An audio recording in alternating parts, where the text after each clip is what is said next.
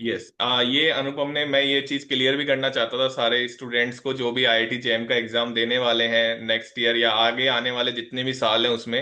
अनुपम का ये कहना है कि गेट के पीवाईक्यू, क्योंकि गेट का सिलेबस और आईआईटी जेएम का सिलेबस बहुत डिफरेंट, मतलब ज्यादा सिलेबस है, डिफरेंट नहीं बोलूंगा, सिलेबस ज्यादा है, क्योंकि गेट आप एमएससी के बाद देते हैं, एलिजिबल ही एमएससी फर्स्ट ईयर में आप होते हैं। इवन गेट ने तो अब कर दिया है बीएससी थर्ड ईयर को भी एलिजिबल, आई थिंक। ठीक है।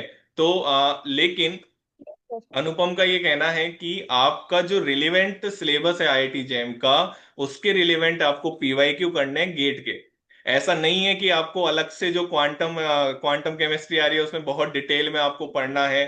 अगर आप इन चीजों को ध्यान नहीं रखेंगे तो आपकी रैंक और पीछे आ सकती है, क्योंकि ज्यादा पढ़ने से यस भी सर, यस कई सर। बार हमको, अगर हम चीजों को कंसाइज नहीं करेंगे, छोटा नहीं करेंगे, रिवीजन नहीं करेंगे, जैसा कि अनुपम ने बहुत बार बताया है अपनी जर्नी में, कि अगर आप रिवीजन नहीं करेंगे, चीजों को जोड़ेंगे नहीं, तो फिर आप उन चीजों से आप रैंक अचीव नहीं कर सकते हो, क्योंकि आपने पूरा समुद्र है केमिस्ट्री का। ठीक है, मैं केमिस्ट्री 11 12 की पढ़ाता हूँ, बट मेरे को पता है कि मास्टर्स लेवल तक आप पीएचडी करते हैं, पोस्ट डॉक करते हैं, एक ही टॉपिक में करते हैं, तो आप उसको सबको बीएससी लेवल पे नहीं पढ़ सकते हो, राइट।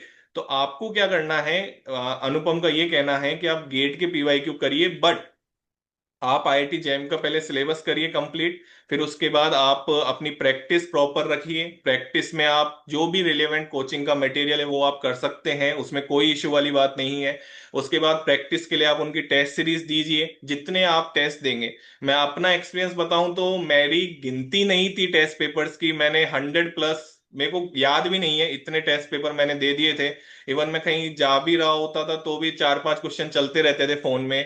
ठीक है। तो प्रैक्टिस का तो ऐसा है कि आप जितनी करेंगे उतनी कम है। ठीक है। जितनी आप अच्छी प्रैक्टिस करेंगे उतने, कई बार ऐसा होता है आपको क्वेश्चन के आंसर्स भी याद रह जाते हैं, फिर आपको एक टाइम के बाद क्वेश्चन भी रिपीट होने लगते हैं। ठीक है।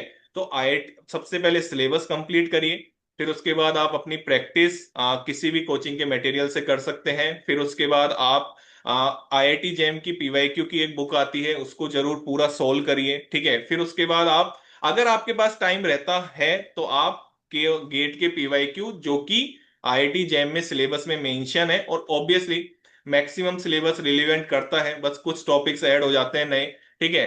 तो आप उनको भी कर सकते हैं, बट आफ्टर आईआईटी जेएम का सिलेबस कंप्लीट होने के बाद। और जैसा कि अनुपम ने बताया,